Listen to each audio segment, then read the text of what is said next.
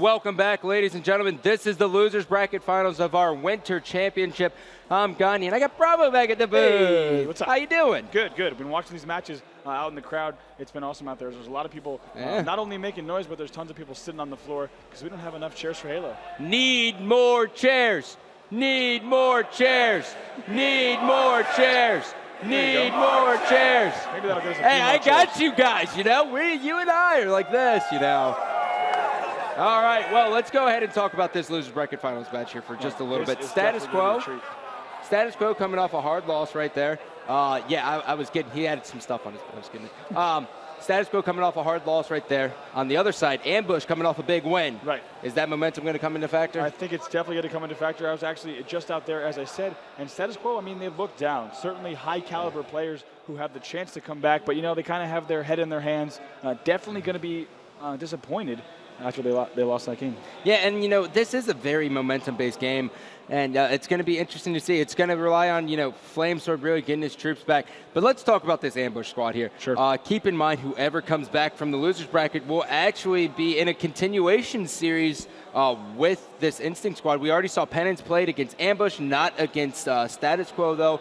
So these are the things that Instinct's probably going to take note of during this finals. Yeah, definitely. I expect both teams to really be worried about that Penance. Obviously, not with the case of Ambush, but just everyone's got to worry about playing against the highest seed. On Penance, it's been so difficult all tournament to see any wins. I was watching a little bit on the other stations, and Penance just seems to be such a slow game type. Yep. I was thinking that it might not have been after playing it several times before this event, but we are seeing that it actually is a slow game type, and also Battle Canyon Team Slayer also been a very slow game type, but that doesn't mean that it's not fit for competitive settings. Yeah, absolutely. Maybe a couple tweaks here and there for Penance, but that's neither here nor there. We can discuss that in the in the off season, in between events here. But as the players are going to be vetoing, what do you think we're going to see game one here? Friendly game here, capture the flag Zealot, maybe? Yeah, I think Zealot flag is definitely a likely choice here. We're going to see likely that both teams are really going to push up top gold, looking to control that area right away. But we did see, as Dave and I were talking about earlier, so many players shooting off the start and actually dying off that opening rush. I think that's testament to the no bloom, no sprint. You can't get out of the way, and shots are really connecting. Yep. So it looks as though, let me squint. I'm old at this point. It looks like capture the flag on Zealot. But ladies and gentlemen, please welcome Ambush back to the main stage.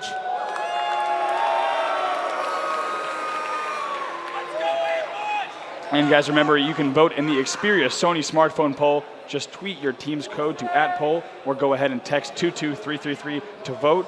For Status Quo, you're going to be typing or texting SQ, and for Ambush, you'll be typing or texting Ambush. So we'd like to see those results. Go ahead and participate in this interactive poll brought to you by Sony Xperia. Well, as the loading screen of the honeycomb has concluded, it is time to jump into game number one. Capture the flag on Zealot. Yeah, many pronunciations for this Right? map. There are. Yeah, man. I think Best Man manages to say a lot of things incorrectly and pronounce them wrong. So we're actually going to hear from Best Man in a little bit. We're going to have him in the booth. Can't wait. A very smart player who also very active on YouTube, very active in the community. So really excited to have Best Man in here. Yeah, that's Zealot.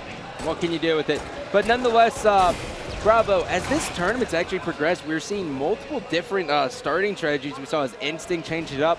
Do you think they just are trying new things just to try to catch the other team off guard, or do they have these tricks in their tackle box? In terms of Instinct, I think they absolutely have the tricks in their tackle box because they know they have to, because they've played against so many teams here and so many teams know their strategies. In terms of these teams, I don't think, to be honest, that they have that many variations to their strategies. Most pro teams, when you come into an event, you have an opening strategy and you have kind of control points that you want to control. You don't have that many variations. With some maps, you might realize that you need to change it, and obviously their knowledge as pro players, oh my gosh, right there, look at APG, so comfortable with the sniper right there, not just even panic, doesn't even get excited, really nice snipe there from APG. But you have these teams, they have the knowledge of the pro strategy, so if they need to adjust their strategy in the middle of a tournament, I think each of them can do it. Well, now we are seeing a flag run here. Keep in mind the last time Heinz and Formal met up with Snakebite and Royal 2, Royal 2 got the better of them at the National Championship on Warriors, of course, so they're probably looking for a little bit of revenge here. Now APG going ahead and anchoring down top gold on that enemy landing. He was so patient there, managed to hit the body shot and then finish that kill. So their team's going to go up 1-0, and they're actually running a second flag here, Scott. Yeah, this is not looking good for the Quo. Flamesword coming off the respawn. He is forced to push through the holograms, and now it looks as though he is just going to give up on it. But they have to be careful because there is still so much heavy pressure from this ambush squad on Status Quo. They look fired up, but I think the one thing we have to take from this, though, no matter what happens in Game 1, and Game 2, we are always going to see a Game 5 for some reason. Right, and it's been an awesome tournament so far. I know you guys at home are probably really enjoying this tournament. So many close matches, a lot of Game 5s. Right now you just saw Ambush going up 2-0, and they had back-to-back sniper control. Really nice job there. If they can continue that through this game, I think they might actually just steamroll over Status Quo. Snakebite does have the sniper, and he is going to be sitting at the landing. APG is going to charge him down on well with his teammate, but his teammate chased all the way down, so they were unable to tag team that guy at his base. And now we are jumping on board with Richie Hines. Him and Cloud are the only remaining players left for this ambush squad, as he is going to try to go for a flank. Snakebite will sit him down and send him on respawn. You know, it's really incredible. I thought in No Bloom, No Sprint we'd see more no-scoping because of that time it took in between shots the players had. But look how many, I mean, it also is a testament. These players are just so high caliber that they're hitting just about every no-scope, every quick-scope, and that's really what we want to see in a tournament like this. So props to all these pros for putting on such a good show. Yeah, it's honestly crazy to see all these no-scopes. Myself, if I can go back into those days, which, God, they don't even seem existent anymore. Never so a big no-scoper. No? Only quick zoom. Quick zoom I remember only. You had Bonfire, who was really good. He would practice on top of Lockout, actually just waiting for, probably it was luck, to run at him while they sat in their little land setter in their basement. Brother. Yeah, they would actually practice quickscoping, not just playing free-for-alls or sniper free-for-alls. He would literally time shots in between the BR to get good at quickscoping. So something you guys might want to pick up, actually dedicate some time and practice sniping whenever you have a chance. Indeed, or just be like everyone else and pick up the no-brainer, or the no-scope brainer. You know, it seems to be the cool thing to do. Yeah.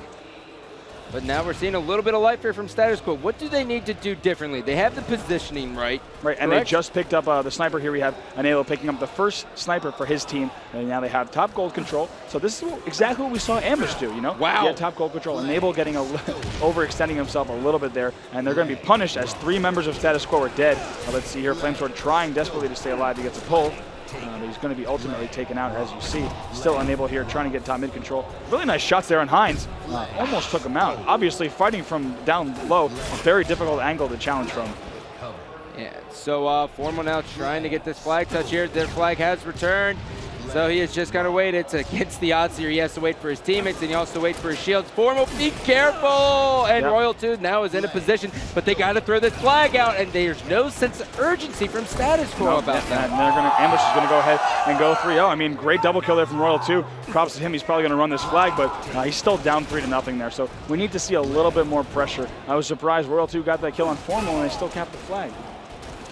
Well, seems like Status Quo is doing a good job at controlling the base. Snakebite's going to have to reload, and Cloud and Hines are going to make him pay for that. Hines now is getting a double kill here. He has Enable underneath, and they are running yet another flag. And Formal spawning level 2 at the base will have a great view, and it seems as though no member from Status Quo is in a good position as Flamesword's going to run top middle. Yeah, we have one player top middle. That's not going to be enough. They're going to grenade it, but this block right here, you see, as he's able to cap that, I was just about to say, this block in front of the flag is so important. It's really difficult for any final shots to kill you. It makes it difficult to grenade the flag, and it makes it difficult for people bottom middle or even top middle or around gold to shoot that flag carrier. So even if the grenades do get him weak, it's generally very easy to cap that flag. Royal 2 now is going to help escort PJ. That's Snakebite.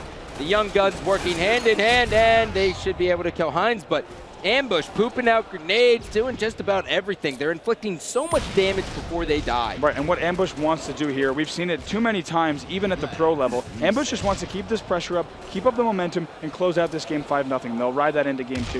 You know, and what they definitely don't want to do is slow it up, let Status Quo get a cap here, a cap there. Look, we're still 24 minutes left in this game. You know, obviously not the full length of overtime, but they've got a lot of time here to catch up. So Ambush, I hope to see them just continuing to apply the pressure because they played so dominant throughout the beginning of this game.